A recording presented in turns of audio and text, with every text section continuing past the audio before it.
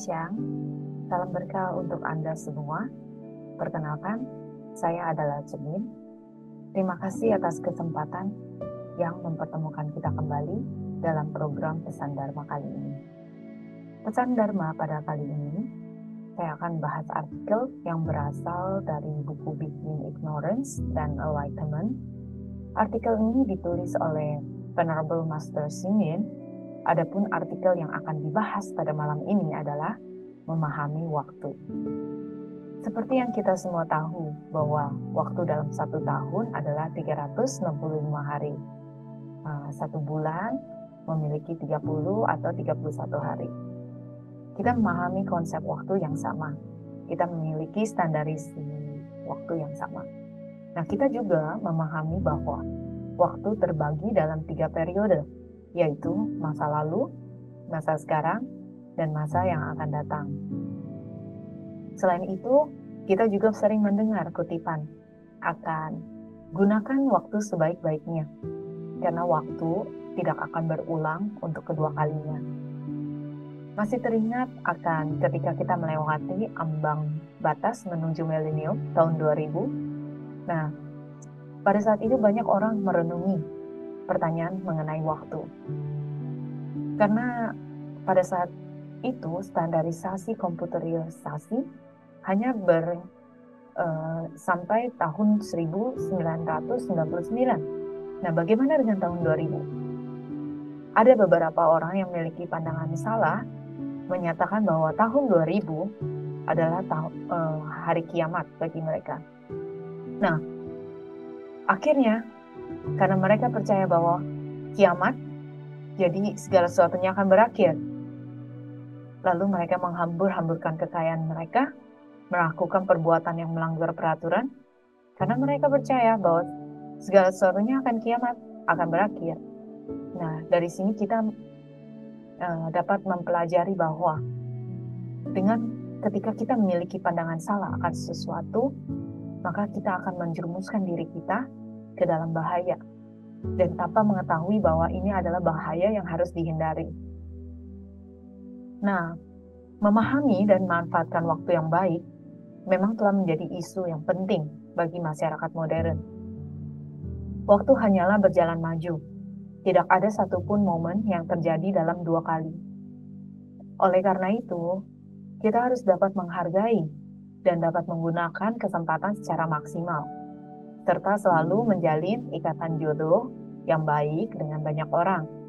Dengan kata lain, kita harus memperbanyak teman dan mengurangi musuh, sehingga di setiap kehidupan kita akan memiliki peningkatan dalam pelatihan.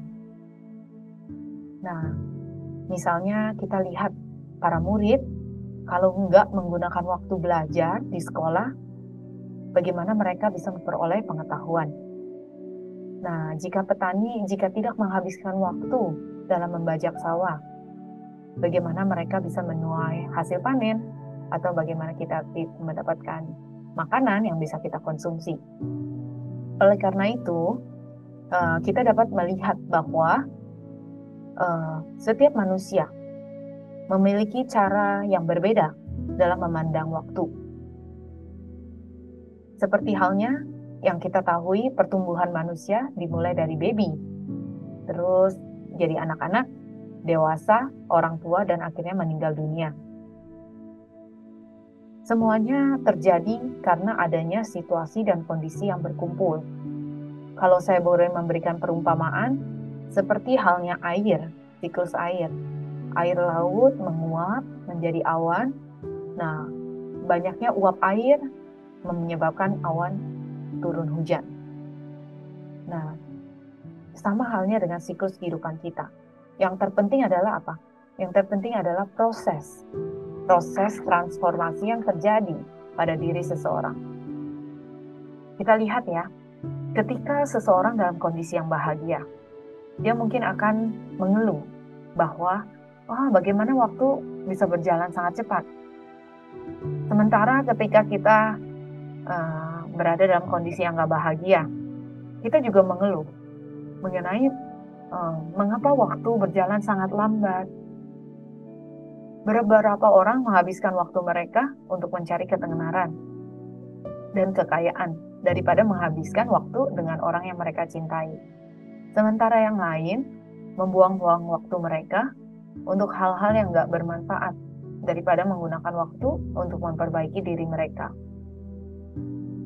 Kembali lagi, semuanya bergantung dari pola pikir kita, bergantung dari intention dan motivasi yang kita gunakan pada saat kita berbenturan dengan kondisi yang kita hadapi. Segala kondisi yang terbentuk, semuanya tergantung dari pikiran kita. Ketika kita menggunakan motivasi atau pikiran yang baik, maka kita akan bahagia. Tetapi sebaliknya, ketika kita memutuskan untuk menggunakan pikiran yang gak baik, maka kita akan menderita. Nah, sekarang mengenai bagaimana memahami waktu. Kita mengetahui semua konsep mengenai waktu. Kita juga tahu waktu di dunia ini adalah gak tetap. Kita juga gak tahu seberapa lama kita hidup di dunia ini. Nah, mungkin 20 tahun, 30 tahun, atau 1 minggu, atau besok. Gak ada yang tahu. Apapun yang akan terjadi, yang terpenting adalah perilaku dan pikiran kita.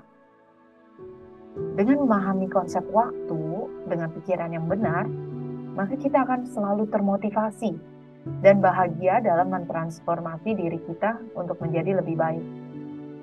Karena adanya ketidakkekalan, maka kita memiliki potensi untuk dapat bertransformasi. Dan kita juga akan bersyukur akan kesempatan terlahir sebagai manusia yang dapat berlatih untuk kehidupan yang lebih baik. Ada cerita, suatu ketika seseorang bertanya kepada Master Chan untuk mengajarinya bagaimana mengatur waktu. Nah, Guru Chan menjawab, ketika waktu berlalu, ia nggak akan pernah kembali. Setiap detiknya sangat berharga. Oleh karena itu, siapapun yang dapat menggunakan waktu dengan bijak, ia akan dapat mengendalikan hidupnya. Tidak peduli berapa usia Anda, yang penting adalah bagaimana Anda mengatur waktu Anda.